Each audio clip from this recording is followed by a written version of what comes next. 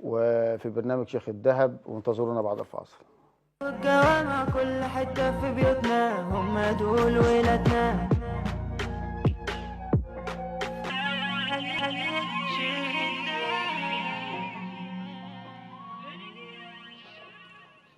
ورجعنا لكم بعد الفاصل مع ضيوفنا اللي بنرحب بيهم، ومعانا النائب محمد خالد القاضي، نائب أول لحزب، وبنرحب بحضرتك. اهلا بك يا استاذ ادريس، مرحبا بحضرتك. الله يبارك في حضرتك. ومعانا المستشار الاعلامي للحزب، وسهلا بحضرتك. وفدي بيه منور الدنيا. الله يبارك في حضرتك. الله يبارك فيك. احنا طبعا هنتكلم بقى باستفاضه كده في بعض الامور المهمه اللي تقدر ان احنا نفيد بها الناس، ولكن حاجات كتيره قوي اللي هي اهمها حقوق العمال، حقوق الفلاحين، حقوق الحياه، حقوق الصحه، التعليم. في عندنا برنامج الحزب تطوير التعليم والصحه ومسانده الفئات الضعيفه المحتاجه. ده اللي احنا بنستنظره من جميع الاحزاب السياسيه، وحزب للمواطن ودعم للحياه السياسيه. واحنا عارفين طبعا، النهارده انا كنت بتكلم مع احد الافاضل الاصدقاء، تمام، وكان بيتكلم مرتب. هو ده كلام مش مرتب، وكان بيقول لي عن المقرات المفتوحه منها في بحري وفي قبلي، وكلمنا باستفاضه. ولكن احنا طبعا عشان الوقت هنقدر ان احنا ندخل باول سؤال كده بقى ونقول تحت امرك. احنا طبعا اتكلمنا، وحضرتك محمد بيه طبعا عارف الموضوع اللي احنا اتكلمنا فيه في المداخله المره اللي فاتت، وهو الجهات او الكيانات الوهميه. ده امر. الجهات والكيانات الوهميه دي بتصدر كارنيهات، شهادات، بل شهادات دكتوراه لاي بل مجال، سفر. لاي مجال. طيب انا دلوقتي ازاي اقدر انا كمواطن افهم الناس دي وليه الموضوع ده؟ حابب ان انا ارحب ببرنامجك، الله بيحبه. تمام، وبيفخر بيه. مبدئيا انت قلت كيانات وهميه. تمام. المواطن البسيط، الكيانات الوهميه دي ما بتجيش للفئه المتعلمه، بتيجي ليه؟ للمواطن البسيط. بتجيله تحت مسمى ايه؟ تحت مسمى الاصلاح الاقتصادي. اي اصلاح. تمام. اصلاح لا نراه في وجود المصريين ليس باصلاح. تمام. ده وأمر يودي الى الفساد ليس باصلاح. يعني بكل بساطه هو بيجي لك لسواق الميكروباص، عشان برضو الناس تفهم اكتر. تمام. بيجي لسواق الميكروباص، تعالى عن طريق السوشيال ميديا انا هبيع لك كارنيه تخش تفوت بيه في الحديد. انت راجل سواق، تخش تخلص بيه رخصتك، تخش تعمل بيه اللي انت عايزه. تمام. ب 500 جنيه، ب 1000 جنيه، ايا كان. الراجل ده ان هو بسيط بيعمل ايه؟ بيقول والله يا اخي يا ريت انا من حبه من على قلبي اخش على كمين امشي ده مع ان مفيش حد فوق القانون. ده شيء اكيد طبعا، مفيش حد فوق القانون. تمام. بس هم بيعملوا حاجه برضو لطيفه، ما بيرضوش يورطوا نفسهم، او زي ما بيقولوا ما بيظهروش نفسهم. انت في المداخله قلت على السوشيال ميديا. على السوشيال ميديا، وموضوع ان حد يطلع كارنيه او شهاده او دكتوراه لحد ويبعتها له ديليفري والكلام ده. موضوع الكيانات الوهميه، بس عشان الناس تفهم ما حدش يتلخبط، الكيانات الوهميه ده موضوع الدكتوراه والشهادات، وده كله ده موضوع هنتكلم فيه. ليه؟ ده يخص الضبطيه القضائيه، ويخص الوزارات المعنيه والتنفيذيه. تمام. دي سنترات ومراكز تعليميه، دي هنتكلم فيها برضو. احنا بنتكلم دلوقتي على كائتلاف، كلجنه. انا لما عملت كشف 117 ائتلاف ولجنه تابعين لرئاسه الجمهوريه. انا بكل بساطه عايز قرار الجمهوري الموقع من رئاسه الجمهوريه ان اللجنه دي تابعه للرئاسه. ان اللجنه تابعه للرئاسه بكل بساطه. بلقى بادجات وصفحات على الفيسبوك، اللجنه الفلانيه تحت شرف رئاسه الجمهوريه، تابعه لرئاسه الجمهوريه. انا ممكن اقول حاجه هتصدق كده؟ لا، هو المفروض بقرار، المفروض قرار طبعا. ده بالنسبه لسيادتك وليا ولاي حد. تمام. بالنسبه للمواطن البسيط هيصدق. فاحنا عايزين نعمل ايه؟ زي ما وزاره الداخليه عملت اجهزه رصد، تعمل كمان اجهزه رصد للكيانات السياسيه. ده شيء طبعا مهم طبعا، علشان المواطن ما يتخدعش بالكيانات دي. بالظبط كده. طيب محمد بيه، طيب احنا يعني هسألك سؤال طبعا وده شق قانوني انت هتقدر تفيدني فيه. القانون بقى في الحالات دي بيقول ايه؟ قانون في الحالات دي وفقا للماده 33 من سنه ل3 سنين مع سنه مراقبه. العقوبه سنه، تبدا من سنه ل3 سنين مع سنه مراقبه. يعني بعد ما بيأدي العقوبه سواء كانت سنه بياخد سنه مراقب او سنتين او 3 سنين بياخد سنه ايه؟ مراقب. سنه مراقب. طيب هل ده للكيانات اللي بتصدر الكارنيهات دي؟ طيب ده الكيان طيب ده بيسمى المواطن اللي حامل الكارنيه اللي ما عندوش علم ومش عارف. لا، المواطن اللي حامل الكارنيه ده مجني عليه. ده مجني عليه مش جاني. ما احنا لازم طبعا نعمله توعيه اجتماعيه مجتمعيه للمواطن عشان المواطن يقدر ان هو ما يمشيش بحاجه زي كده، هو بيمشي مفتخر انه معاه حاجه زي كده، فاحنا عاوزين نوعيه. ده بقى دورنا احنا كاحزاب سياسيه. دورنا احنا كاحزاب معترف بيها بلجنه شؤون الاحزاب في دار القضاء العالي. واجبك انت كاعلامي. احنا معانا الاستاذ محمد فهمي. مع احترامي الاستاذ شمس، ليس مع احترامي الاستاذ شمس بعز سيادتك يا فندم، ليس ما هو مشهر فهو صحيح. بمعنى برضه نوضح دي اكتر وهو يعني حضرته معانا في المداخله. في كيان تمام مش داعي اذكر اسمه او ممكن انا اذكر اسمه. لا احنا هنا جهه محايده بنقدر ان احنا ندي التوعيه بشكل محايد. حابب برضه اوضح نقطه قانونيه. الكيان انه بيتشهر رقمه بيبدا من اول 1 لحد 3 مع اختلاف السنه الجديده بيبدا من 2 لحد اخر ايه؟ 3. تمام. في رقم تشهيره 7 ارقام. طيب حضرتك اصلا انا كمواطن دلوقتي انا كمواطن بسيط دلوقتي لا هعرف الارقام ولا هعرف النقطه دي. ده بقى دور التوعيه. انا مواطن لقيت كارنيه طالع لرئيس الجمهوريه ولقيت تكليف طالع لرئيس الجمهوريه، لا ده تبع الرئيس هروح معاه. هي دي بقى النقطه اللي احنا بنتكلم عنها. ده تبع الرئيس هروح معاه. امال انا بكلم سيادتك بقول لك احنا عايزين اجهزه رصد. طيب اجهزه الرصد احنا دلوقتي هنتكلم في اجهزه الرصد محمد بيه، ولكن هروح بس للاستاذ شريف.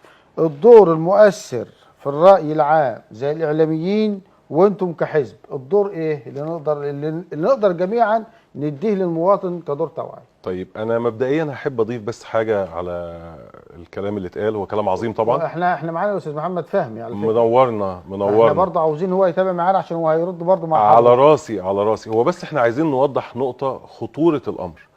يمكن اللي بيعمل ده انا لا ادعي على حد ولا اتقول على حد، لان احنا ما عندناش عداء مع اشخاص مع مشكله، احنا عندنا عداء مع مشكله. طب هو انا في الحته دي اتفضل.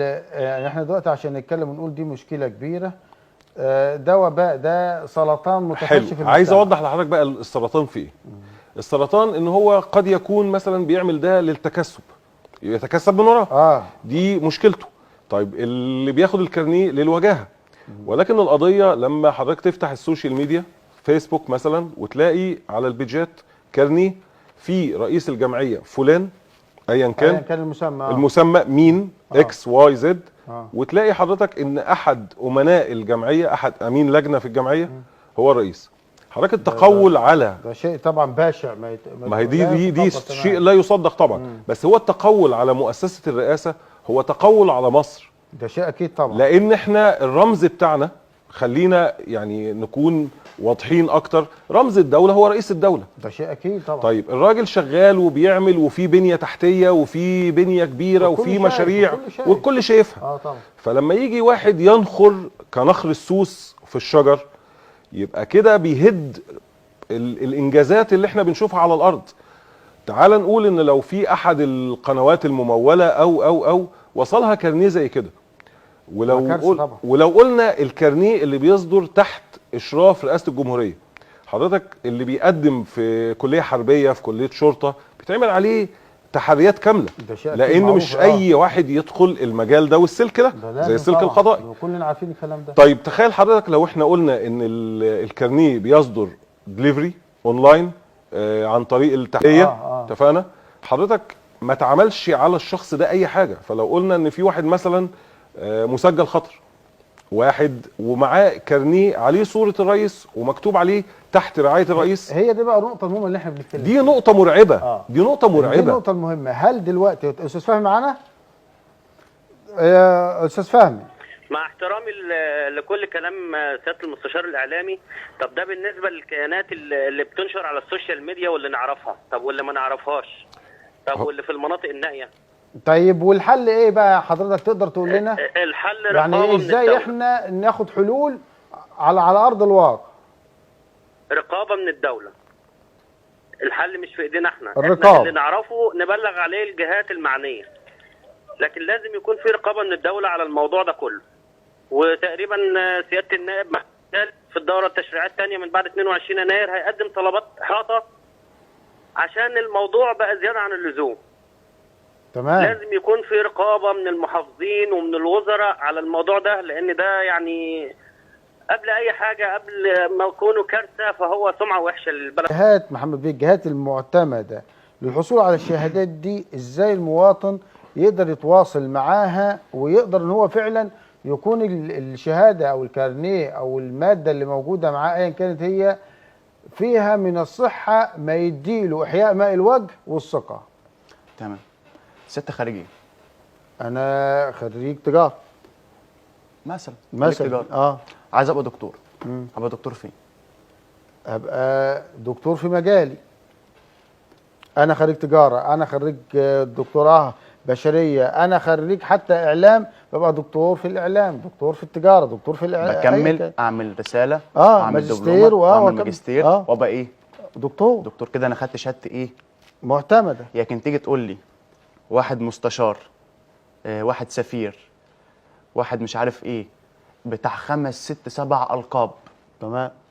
بتاع 5 6 7 القاب، ده يبقى ايه؟ معانا دلوقتي؟ مع العلم ما احنا معانا الاستاذ عزيز الصاوي والصادي ونائب رئيس قسم نائب رئيس القسم العسكري لوكاله انباء الغد. بنرحب بك يا فندم. اهلا يا فندم. حضرتك الله يبارك في حضرتك، واحنا يعني شرفنا مداخله حضرتك معانا. احنا بنتكلم عن الكيانات الوهميه والجهات الغير رسميه اللي كل ما يهمها هو التربح.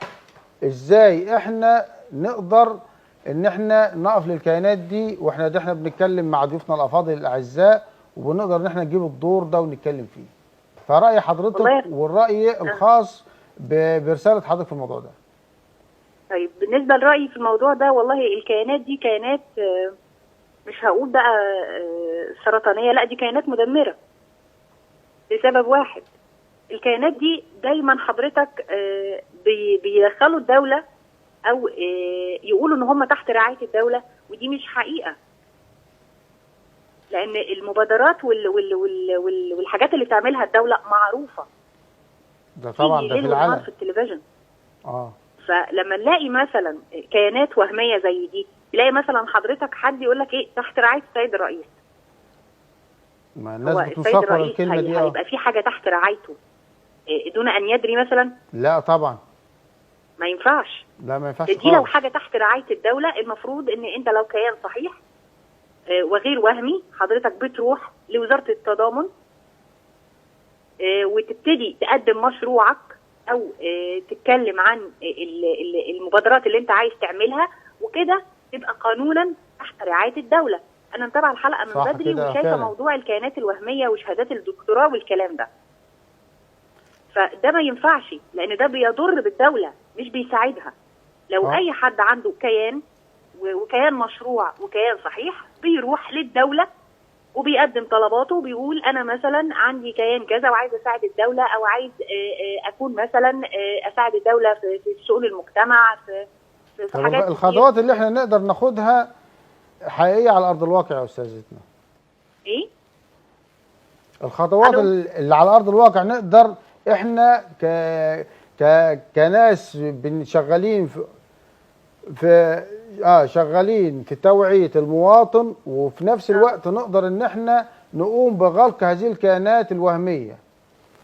والله يا فندم الخطوات بسيطة جدا. والاعلام اهمها. يعني الاعلام اهم خطوه معاه. الاعلام دلوقتي يعني حضرتك مثلا حضرتك برنامج محترم جدا. شكرا يا فندم. وحضرتك مثلا بتعرف الناس، بتعرف الناس البسيطه، بتعرف كل الناس من كل الفئات اللي بيتفرجوا على حضرتك وعلى برنامج حضرتك ومتابعينه، ان يا جماعه المبادرات اللي عاملاها الدوله والكيانات اللي يعني المبادرات والحاجات بتاعت الدوله 1 2 3 4. تمام؟ اي حاجه غير كده تبقى شيء وهمي وغير حقيقي. واي حد، ونبتدي نشجع مثلا لو حد مثلا عنده كيان عايز يشتغل مثلا وعايز يساعد المجتمع مثلا في الخدمه المجتمعيه مثلا.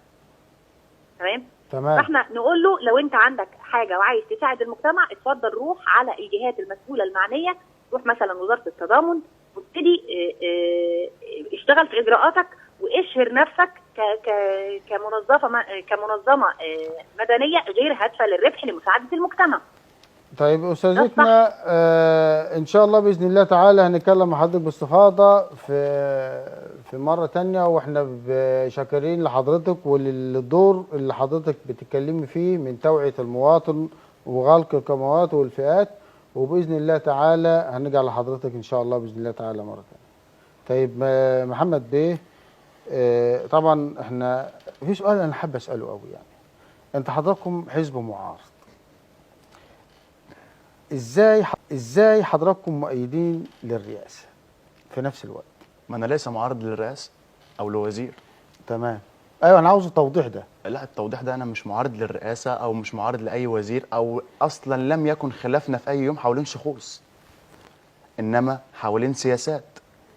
احنا بنقدم ورقنا، مثلا احنا شايفين البرنامج ده مش كويس، مش عاجبني، الترابيزه دي مش عاجباني، بقدمها مع الحلول. تمام. مع الحلول ان الترابيزه دي تعجبني وتعجب غيري. ده بكل بساطه حقنا. يعني هو اختلاف سيادي.